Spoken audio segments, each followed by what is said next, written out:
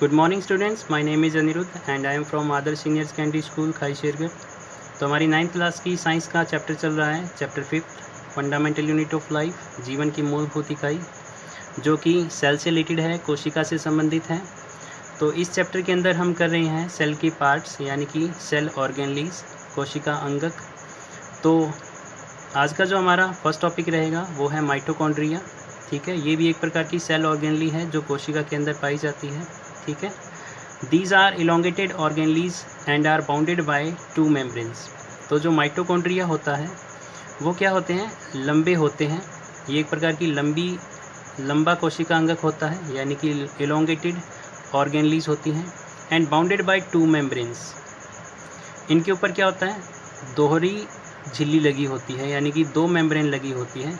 एक मेम्ब्रेन बाहर की तरफ लगी होती है, ठीक है, और जो इनर मेम्ब्रेन होती है वो क्या होती है, फोल्डेड फॉर्म में होती है यानी कि यूं सिलवटों जैसी आकृति में बनी हुई होती है। ठीक है, और जिसका हर जो फोल्ड है, ठीक है, हर एक जो फोल्ड है इसका, हर एक जो मोड है, ठीक है, वो क्या कहलाता है, क्रिस्टी। तो ये जो क्रिस्टी है ये कहाँ पे बनती है, ये बनती है इनर मेम्ब्रेन के अंदर। ठीक है, जो अंदर वाली झिल्ली है उसके अंदर, बाहर वाली झिल्ली जो होती है वो सीधा कवरिंग करने का काम करती है। Inner membrane is folded to form cristae. तो ये हम कर चुके हैं कि अंदर की जो मेम्ब्रेन है वो फोल्ड हो जाती है और उसके जो फोल्ड हैं वो क्या कहलाते हैं, क्रिस्टी कहलाते हैं। अब माइटोकॉन्ड्रिया जो है वो क्या फंक्शन परफॉर्म करता है, mitochondria provide energy for all activities of living cell. तो माइटोकॉन्ड्रिया के अंदर क्या होता है कि रेस्पिरेशन की प्रोसेस होती है।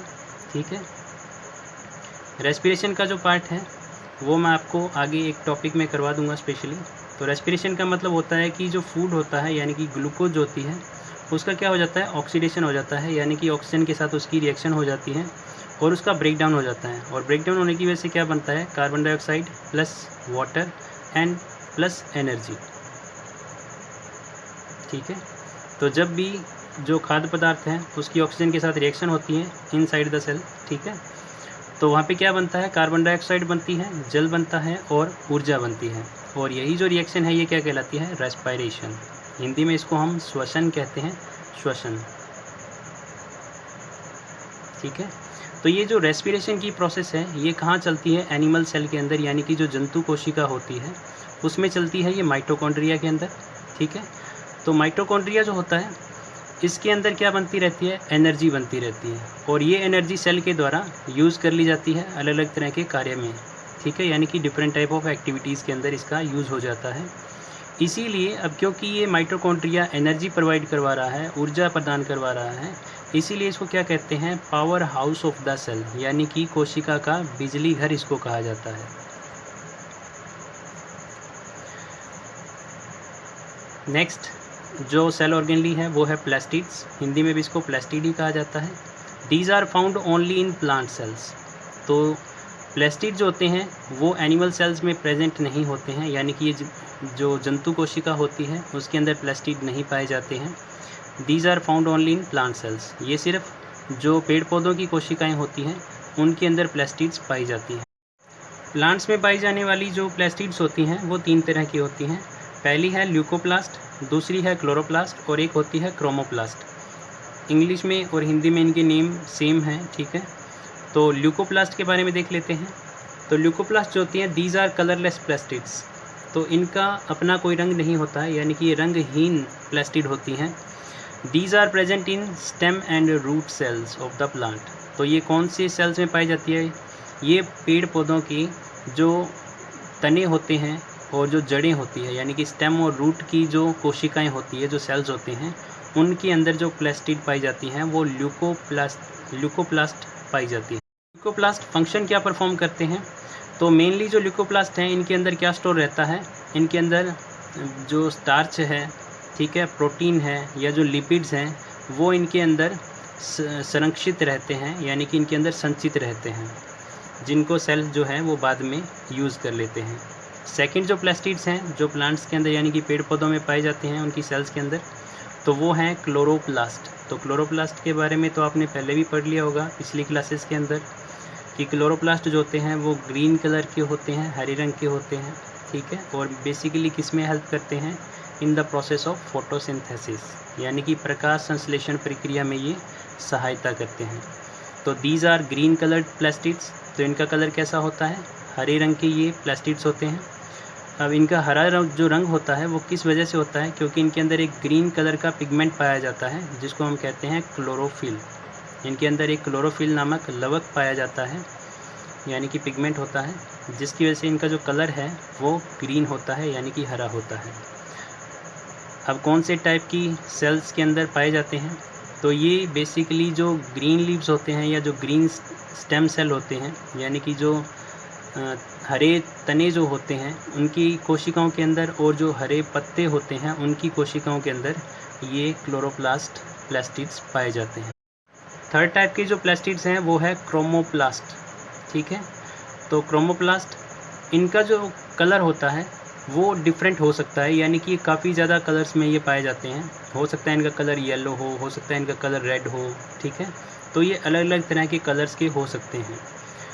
अब जो कौन से टाइप के सेल्स में ये पाए जाते हैं, ये पाए जाते हैं फ्लावर और फ्रूट्स, यानी कि जो फूल होते हैं या जो फल होते हैं उनकी जो कोशिकाएं होती हैं, यानी कि उनके जो सेल्स होते हैं उनके अंदर क्रोमोप्लास्ट पाया जाता है, ठीक है।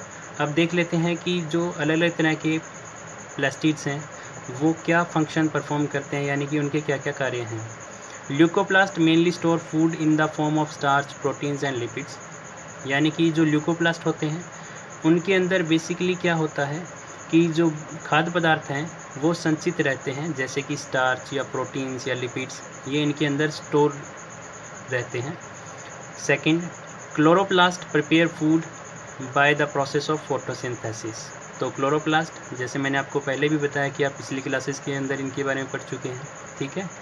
तो ये किस प्रोसेस में हेल्प करते हैं, ये फोटोसिंथेसिस की प्रोसेस करने में हेल्प करते हैं, क्योंकि फोटोसिंथेसिस से ही प्लांट्स जो अपना फूड प्रिपेयर कर पाते हैं, ठीक है।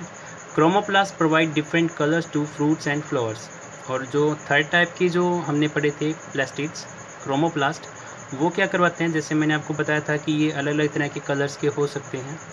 तो ये जो फ्रूट्स और फ्लावर्स होते हैं उनको अलग अलग तरह के कलर्स प्रोवाइड करवाते हैं, ठीक है। यानी कि जो फ्रूट्स और फ्लावर्स का अलग अलग तरह का रंग हमें दिखाई देता है तो वो किस वजह से होता है, वो क्रोमोप्लास्ट की वजह से होता है।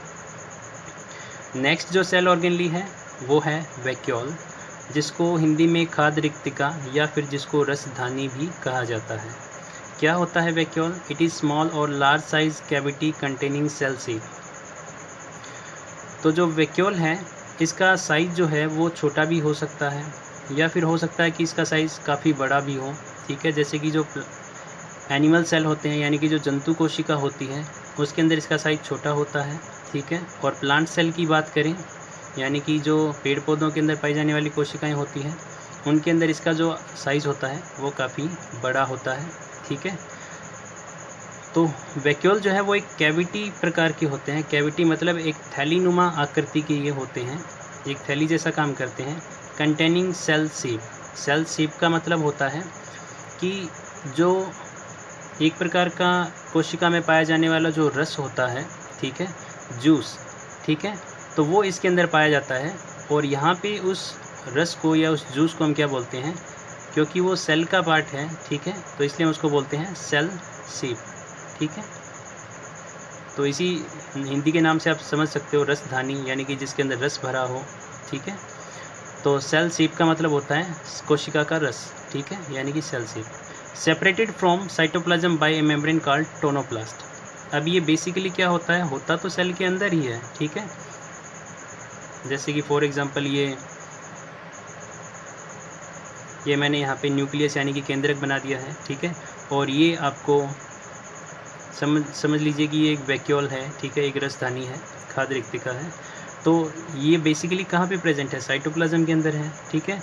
लेकिन साइटोप्लाज्म से भी इसको एक अलग करने वाली एक मेम्ब्रेन इसके चारों तरफ और होती है, ठीक है, एक अलग से मेम्ब्रेन और होती है। और उस मेम्ब्रेन को क्या कहा जाता है, टोनोप्लास्ट, ठीक है। टोनोप्लास्ट जो मेम्ब्रेन है वो इसको साइटोप्लाज्म से अलग करने का काम करती है। अब ये तो मैं आपको बता ही चुका हूँ कि प्लांट सेल के अंदर जो वैक्यूल होते हैं उनका साइज़ बड़ा होता है और एनिमल सेल के अंदर जो वैक्यूल है उसका साइज़ छोटा होता है।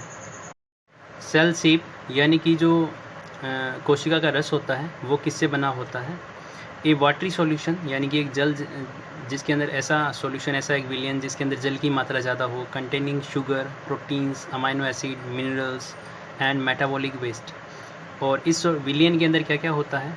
पानी की मात्रा अधिक होती है, शुगर होता है, ठीक है, यानी कि कार्बोहाइड्रेट, प्रोटीन्स होते हैं, अमाइनो एसिड्स होते हैं, अमीनो अम्ल होते हैं, मिनरल्स यानी कि खनिज लवण होते हैं, मेटाबॉलिक वेस्ट यानी कि कोशिका के अंदर बनने वाला जो अपशिष्ट पदार्थ है वो भी वैक्यूल के अंदर यानी कि रसदानी के अंदर ही पाया जाता है। अब देख लेते हैं कि ये क्या क्या फंक्शन परफॉर्म करता है, ठीक है, वैक्यूल। तो इसके क्या क्या कार्य हैं?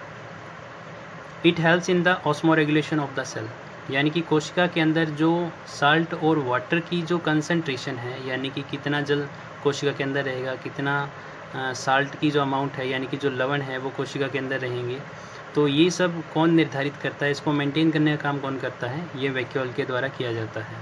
Second, it keeps the cell turgid, यानी कि जो सेल के अंदर जो पानी की वजह से जो स्वॉलिंग है यानी कि जो उसकी कठोरता है, ठीक है, जब कोशिका के अंदर पानी भर जाता है, ठीक है, यानी कि जब कोशिकाएं क्या करती हैं, पानी को अवशोषित कर लेती हैं, तो वो टर्जिड हो जाती हैं, यानी कि वो फूल जाती हैं। तो उसकी जो टर्जिडिटी है यानी कि उसकी जो फ्लावट है वो किसकी वजह से होती है? वो वैक्यूल की वजह से होती है, क्योंकि जैसे हमने कहा कि जो सेल शेप होता है उसके अंदर क्या होता है, किसकी मात्रा ज़्यादा होती है? वाटर की, ठीक है। तो पानी की मात्रा ज़्यादा होने की वजह से क्या होगा? सेल टर्जिड रहेगा। Third, it keeps material separate from cytoplasm, और ये क्या करता है कि जो सेल शेप के अंदर जो भी कंटेंट है यानी कि जो वैक्यूल के अंदर जो भी रस भरा हुआ है उसका जो भी मटेरियल है, ठीक है, उसको साइटोप्लाज्म से यानी कि कोशिका द्रव्य से अलग करने का काम कौन करता है? वैक्यूल। यानी कि जो वैक्यूल के अंदर का मटेरियल है और जो साइटोप्लाज्म के अंदर मटेरियल है दोनों एक दूसरे से अलग रहते हैं, किसकी वजह से? वैक्यूल की वजह से। तो आज के लिए इतना ही है, ठीक है।